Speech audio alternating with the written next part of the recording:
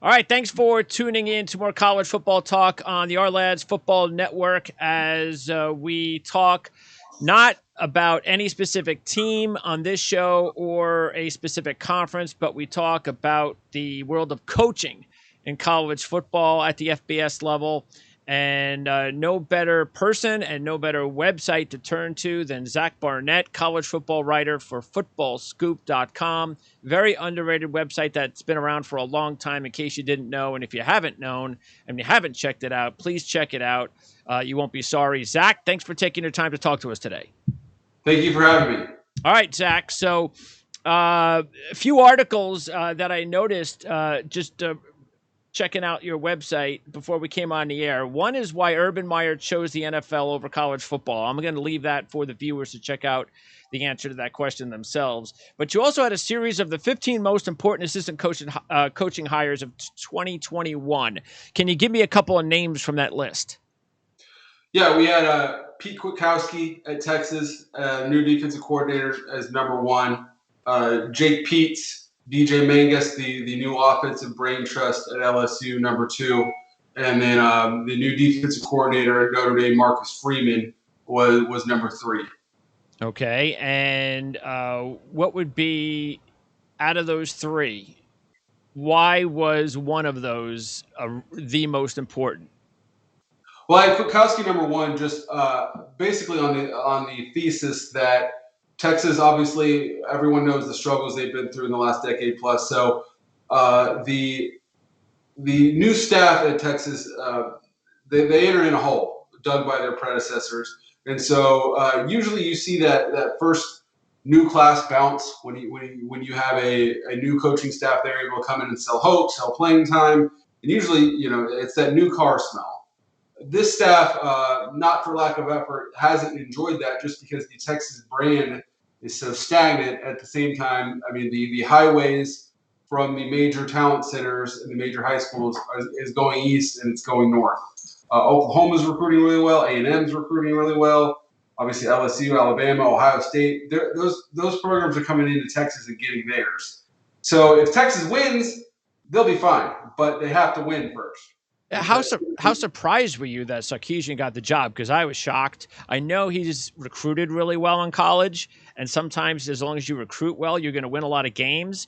But there's only so much that will help you when you have to try to win and coach big games and win those games, and he has never proven to be that type of guy. So was this just one of those hires that they were just hoping to, swing for a home run and maybe they'll strike out? Who knows? Yeah, I definitely think it was a risk, but I think it was a smart risk by Texas. The mantra that they go by there is "We're Texas," which they take a lot of pride from, but at the same time, kind of handcuffs them to a certain way of thinking. And obviously, Sarkeesian has been a head coach before, but to hire a sitting assistant coach, you have to go back decades for the last time Texas has done that. So to break from the norm and bet on a guy that they obviously believe in, I salute that move. And when your schedule, when your goals, Lincoln Riley's standing right between you, you can't expect to beat him consistently if you are at a deficit schematically. So, I believe Lincoln Riley's probably the best play caller. Actually, I think Lane Kiffin's probably the best play caller in college sports right now. And then I put Lincoln and Sarkeesian 2 and 3. So to close that gap, when you have a guy that can go X and O for X and O with Lincoln Riley, on top of being a good recruiter, a guy who you believe can build a good staff, I think goes a long way in closing that gap with him. Okay, so then what do you think has been Sarkeesian's failure then in his previous head coaching jobs in college? What went wrong? Well, I think obviously, he'd be the first to tell you he had a lot of personal demons at that time that obviously torpedoed his tenure at USC. And so Texas is leaving. They're getting a totally different person for them. Okay. A wiser Sarkeesian, a humbler Sarkeesian, because he knows if 3 years pass and he's 20 and 15 at Texas, he's not going to get a third chance. Sure. Power 5 head coach. So obviously he's learned a lot from Saban. But at the same time, he's grown a lot personally since then. So the risk, and it's definitely a risk, but the risk is that you're getting a guy who those experiences, those failures. Obviously, Washington wasn't a failure, but his failure at USC will make him a better coach today. All right. I tell you what, let's stay in the Big 12 then. Lincoln Riley, Matt Campbell. Will they eventually go to the NFL? It's hard to say. They're so young. I mean, those guys have 20 years ahead of them. So I'm not going to sit here and say they never will. That would be foolish. But who goes first? In the near term, I think Matt Campbell's more likely to go first. And I say that because I don't think Lincoln Riley is going to the NFL, at least until he wins a national championship. I mean, the story you alluded to earlier about Urban, he didn't want to get back in because he didn't want to go recruit 24/7. And any sane person doesn't want to recruit 24/7. You have to be a little bit insane. Yeah. Lincoln Riley likes recruiting. So if you like recruiting, there's no reason to leave college football. He gets paid like a king at Oklahoma. He's got more talent than anyone else. Obviously, the challenge is going to go up a level here soon when they join the SEC. But right now, 10 games a year, you have more talent. He can run the program the way he runs. So he can run his offense. He has 85 players to choose from as opposed to 53 to run the optimal version of his offense. So I really don't think Lincoln is going to leave anytime soon. Maybe if OU wins the national championship, that changes. Matt Campbell, I and everyone else have been pegged for one of those big Midwest jobs. If Michigan makes a change, he'll be one of their first calls. Notre Dame, Penn State, Ohio State. So maybe if Michigan comes open and he doesn't get it, maybe he starts looking at an NFL job at that point. Okay. But I don't think either one of those guys are the type to job hop. All right. Now, one more thing in the Big 12, and that is there are 3 coaches entering year 3, Kleinman, Brown, and Wells. Is Wells clearly the guy out of the 3 on the hot seat? Yes. He wasn't a popular hire when he got to Lubbock. Just to be honest, the AD Kirby Hocutt made great. Tim Tadlock, their baseball coach, is a hit. They lost their basketball coach Chris Beard, but he was a hit. But he lost a lot of goodwill with donors when hiring Matt Wells. If it works out, more power to you. So far, it's not working out. He had to retrench. He hired Sonny Cumbie, former Tech quarterback, beat Aaron Rodgers in the Holiday Bowl in 2004 in his 1 year as a starter. Longtime guy at the program, had been with TCU for the past 7 years. Brought him back to kind of reinvigorate the air raid offense. That's a play for a struggling head coach. That's a card you only get to play one time. Got to hit the reset button. So if they don't turn it around quickly, I think the donors are going to make it clear that Matt Wells is not the guy moving forward. All right, now let's move over to the Big Ten because you just mentioned Ohio State. And Ryan Day is another guy who you have to think, is he NFL material? Is that his – because he's been there. So is he fit in the NFL? And is it about, okay, maybe he wins a national championship, moves on to the NFL? Yeah, I certainly. I'm more of a college football guy, but I think there's more coaching talent in college football than there is in the NFL. A lot of these guys that get NFL jobs are just guys. Yeah.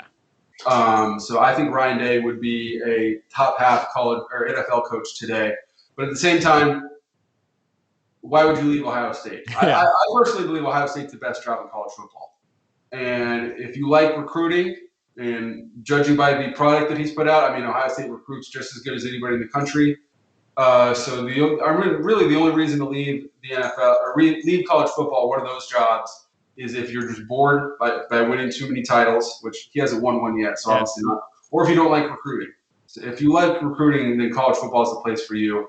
So, I'm not going to say never with Ryan Day. He's young as well, but I don't think he's on the next plane out of Columbus either. Okay, now you mentioned in a recent article that you believe that Scott Frost is in a must-win game already with their game against Illinois on Saturday. I don't disagree with you. How surprised are you that it's taking this long for Scott Frost to change things, if he's ever going to be able to change things at Nebraska?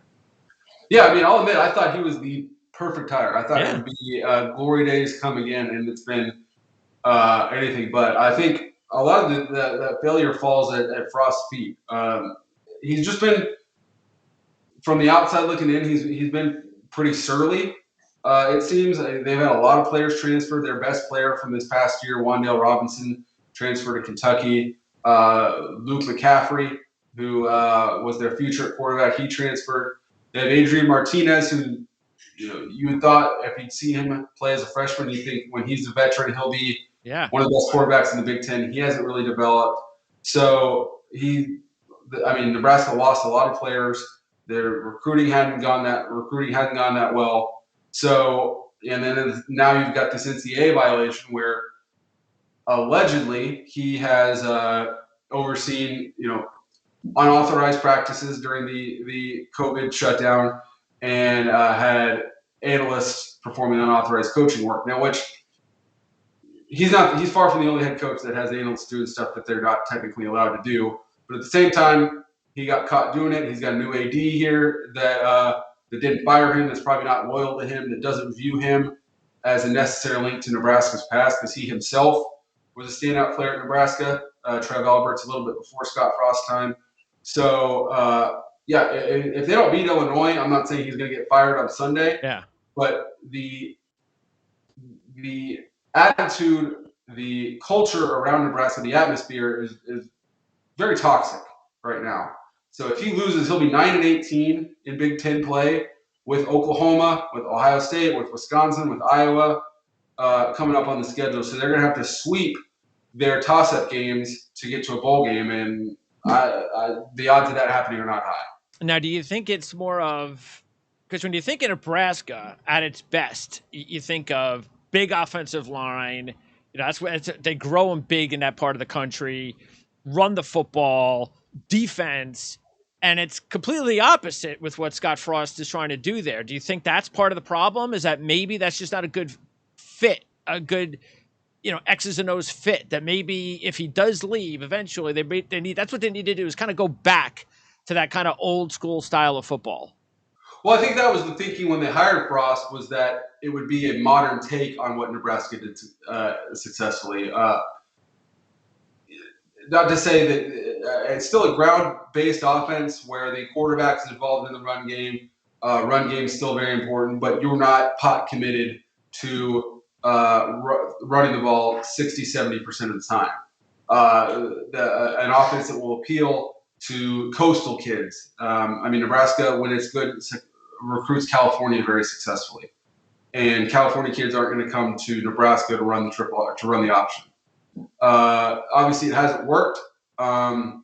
So, to be quite honest, I'm not totally sure where Nebraska goes if this doesn't work out. Obviously, Wisconsin and Iowa have been very successful at their models, which you would think Nebraska would be able to duplicate. Yep. But those programs. Iowa's had two head coaches since 1979. Yeah. Wisconsin. Barry Alvarez has basically been Wisconsin's head coach since 1990. Yeah. So it's really easy to look at that and say, why don't we do that? It's really hard to pull it off. All right. By the way, one more thing: Pat Fitzgerald in the Big Ten. Is he eventually going to make his way to the NFL? Again, never say never. I kind of thought if it was going to happen, it would have happened by now. But he's such a Chicago guy. He loves Chicago, loves Northwestern. He is Willie the Wildcat. He's purple. So they've given him everything they've asked for. He's paid really well. They have a brand new facility right on Lake Michigan. Maybe it's not brand new, but new facility. And then at the same time, if you're at Northwestern, he went 8-1, won the Big Ten West, and then went 1-8, finished last in the Big Ten West. No one was calling for his job, and then this past year they win the Big Ten West again. So he's at a place where he can win, but he's not going to get run out of town if he has one or two mediocre seasons. Oh no, absolutely. I just it almost, especially from where he's at, you think that maybe if the Chicago job opens up, that maybe that would be a perfect move for Pat Fitzgerald. Yeah, and if that does happen and they approach him, I think that's one that he would think very seriously about. Is he going to coach the Carolina Panthers, the Arizona Cardinals? I seriously doubt it. Yeah, I agree. All right. Let's see. In the Pac-12, Helton and Edwards and Kelly. Out of those three, who do you think loses their job first? Oh man, Chip Kelly. That program has just seemed dead since he's gotten there. But the record, it doesn't jump off the screen at you when you look at their record for last year. But they were a better team this past season. So I'm going to be really interested to see that LSU game. They get LSU at home to open the season. I'm giving them a puncher's chance to win that game, and if they do, then they could be one of those where out of nowhere teams. It's about that quarterback, isn't it? I mean, either come on, how many chances is that kid going to get? He's got to. It's almost like Kelly is willing to let his job be dictated by one quarterback. Yeah, it's very similar to Adrian Martinez in Nebraska, where DTR at UCLA, highly recruited kid, started early. You're thinking this is going to be our franchise quarterback. Yeah. He just hasn't gotten a whole lot better in his time there. Arizona State, obviously, I think on the field they've been very happy with Herm, but the off the field stuff looks really tough for him. And then the real tough part about it is they were grooming Antonio Pierce to be Herm's successor, and Antonio Pierce is just as culpable as everything as all those allegations as Herm was. Yeah. So obviously Ray Anderson, the AD, they're trying to set up an NFL model, and it seems like it's blown up in his face. So you can never feel confident about the results of any NCAA investigation. So tough to handicap there. Clay Helton, I mean, it feels like his fourth straight reckoning season. Yeah. They've kind of been stuck in the same place they've been, where the program's gotten better. I mean, they've heavily invested in recruiting. His staff's gotten a lot better. But at the same time, the longer he goes without winning a Rose Bowl, without being in the playoff, the less fans love him. I mean, I think it's a perfect encapsulation of where he is. His birthday was in April or something like that. And so USC tweeted out, "Happy birthday, Clay Helton," but they closed the replies on that. You couldn't reply because they knew smart. They knew the fans. I mean, he's lost the fan base, and at this point, USC's good, but they're not national champion. They're not Alabama. No. They're not going to rise up and win a national championship out of nowhere. That just doesn't happen in college football. So what can he do to win the fan base back? I don't know. So it seems like the results are perfectly within that range of unhappiness, where he's not bad enough that you can just outright fire him, but he's not good enough to where the fans change their perception of him. So he's just right in the middle where you don't know what to do with him. Yeah, it kind of remind me almost of Oklahoma. Not as successful as Oklahoma, and Oklahoma does look like they're getting better defensively, but loads of talent on offense, both those two programs. But the defense is just holding them back. And obviously USC has been held back a lot more than Oklahoma. To me, that's the deal. It's not that they haven't there's talented players that have run through the program there on defense, just not enough. Most of their talent has come through on offense. Well, what drives fans crazy is when you lose the same way repeatedly. And USC, year after year, game after game, is heavily penalized. They're one of the most penalized teams in college football year after year after year. And so, I mean, at some point that falls on coaching. Absolutely. And I'm sure Clay Helton would tell you they've dangled every sort of carrot and fire hot poker right in front of the mouth and the tail of these USC players to try to motivate them. But, I mean, you're either coaching it or you're allowing it to happen, is what coaches say. And so Clay Helton has allowed way too many penalties to happen.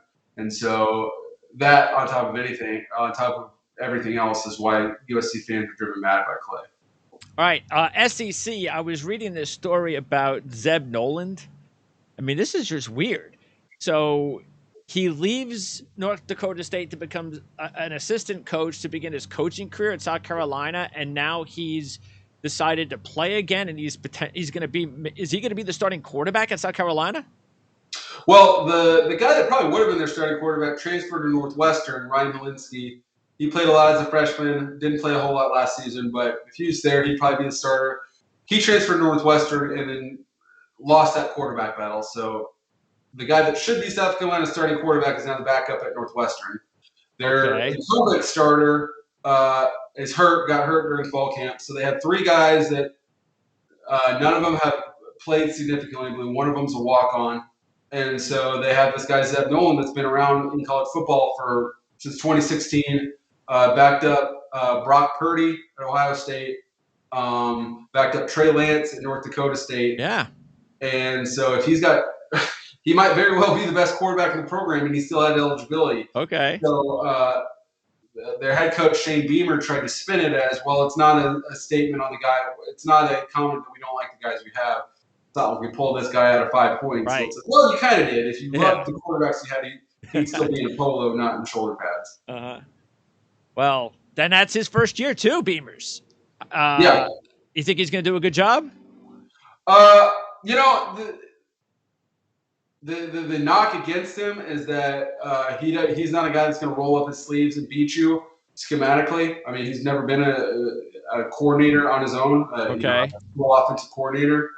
But at the same time, the guys, other than Nick Saban, look at Ed Orgeron, look at Dabo Sweeney. That's right. Look at PJ Fleck. None of those guys are going to out X's and O's you.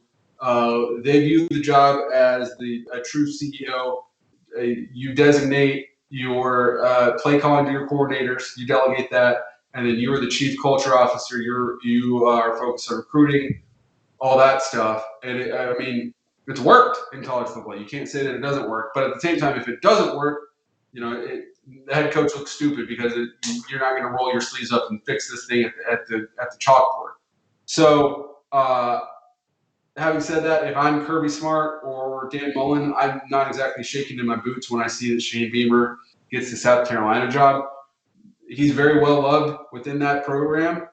Former players are clamoring for him. He recruited really well as an assistant there. The kind of strange thing to me was that, I was told, sourcing that, part of the reason he was at Oklahoma was to learn Lincoln Riley's offense. And, why wouldn't you take that? Sure.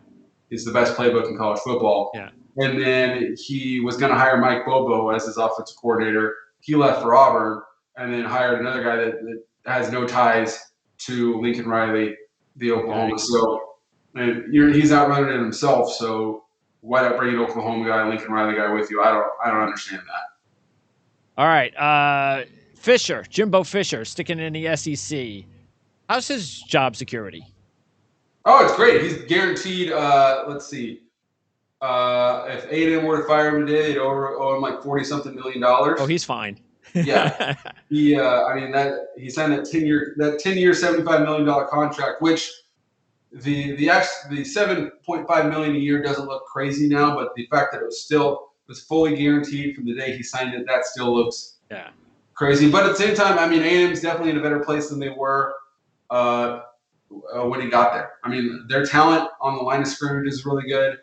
Their secondary is really good. I think the only question is, can Jimbo adapt? Because he's a guy much more old style, NFL style. Not going to go for it on fourth down, not very aggressive offensively. Not the most comfortable guy in a shootout. So Alabama now is comfortable in shootouts. Their offense is just as terrifying, even more terrifying than their defense.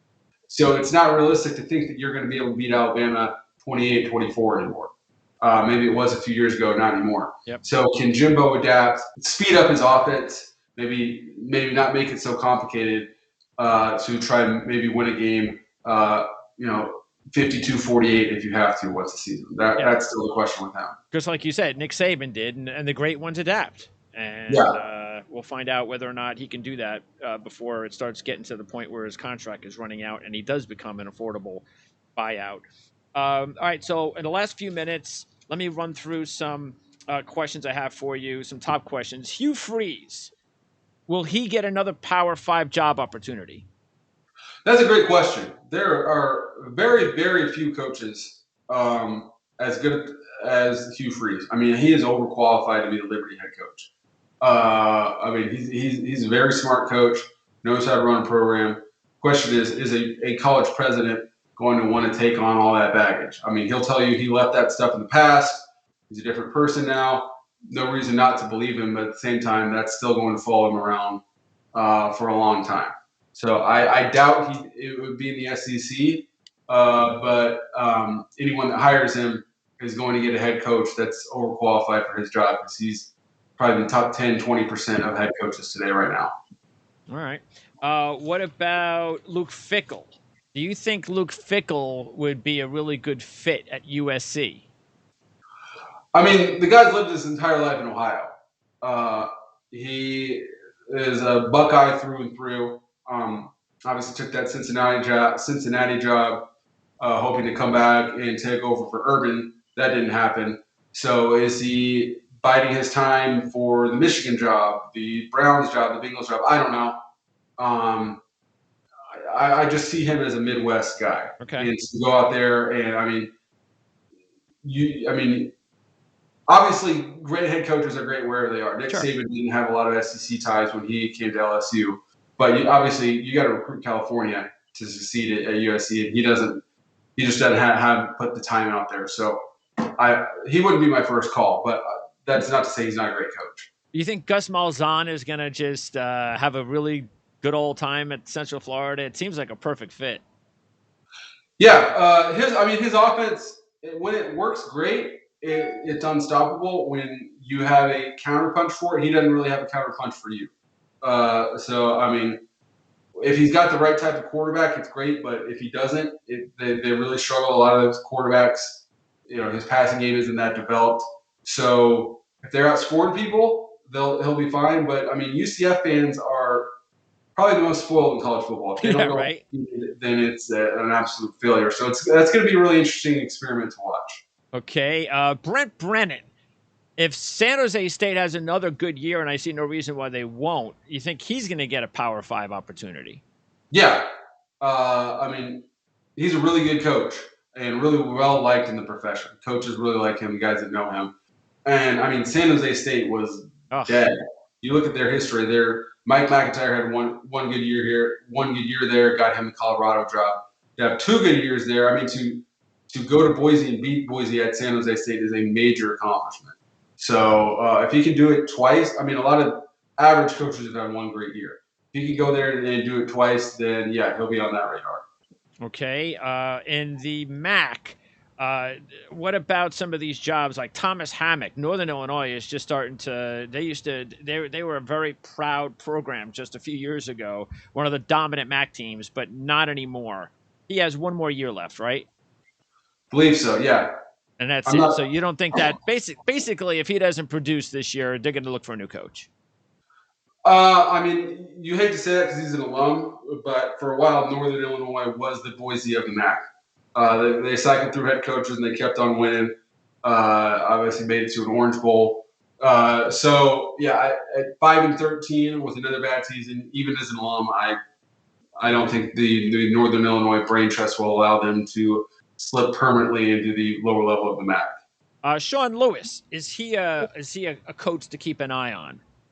Yeah, I mean, guys who can scheme up offense are always going to be in demand for head coaching jobs. That's just the way it is. Offense, you can get paid a lot better as an elite defensive coordinator, but you're much more likely to get a Power 5 head coaching job if you can score points and put points on the board. So, yeah, Kent State has another good year. He's in that mix for sure.